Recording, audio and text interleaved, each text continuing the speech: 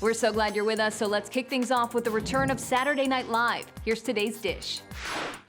Ladies and gentlemen, Daniel Craig. It's hard to believe, but this show last March was the last time we saw a live episode of SNL inside their studio. And live from Zoom, it's sometime between March and August. Yeah. When New York and the rest of the country went on lockdown, Saturday Night Live turned into Saturday Night Taped at Home.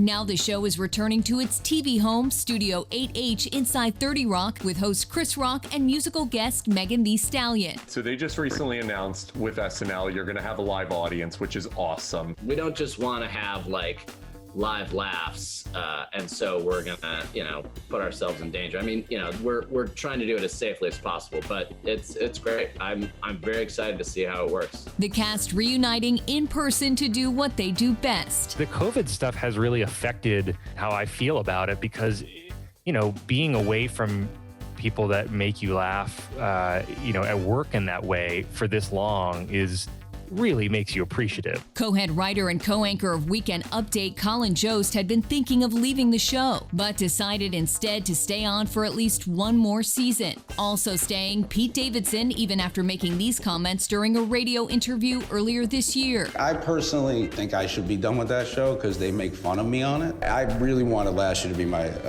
last year, but I'm still around and trying to knock it away. Despite airing his grievances in public, Pete returning for another season. Joining Pete will be 3 new cast members: Andrew Dismukes, Lauren Holt, and Punky Johnson. Also get ready to see more of Jim Carrey as the show announced he will be playing Vice President Joe Biden alongside Maya Rudolph as Senator Kamala Harris. Maya just winning an Emmy Award for the performance. I'm also America's cool aunt.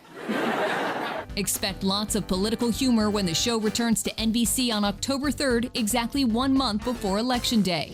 The Dish continues now with more on the return of SNL. Us Weekly's Christina Garibaldi joins us. Christina, so great to see you. And we mentioned that Colin Jost was thinking of leaving the show. What are you hearing about his decision to return, and what, if any, impact it has on his engagement to Scarlett Johansson? Sonia, these two are still going strong after getting engaged in May of 2019. And while she recently said no comment when asked about the wedding date, we think that babies may be on the brain for Colin. In his 2020 memoir, he wrote that he would love to be raising a baby right now, and he's definitely getting some practice with Scarlett's daughter, who we hear is absolutely obsessed with him, and that he loves playing with her, and that he's definitely a great father figure.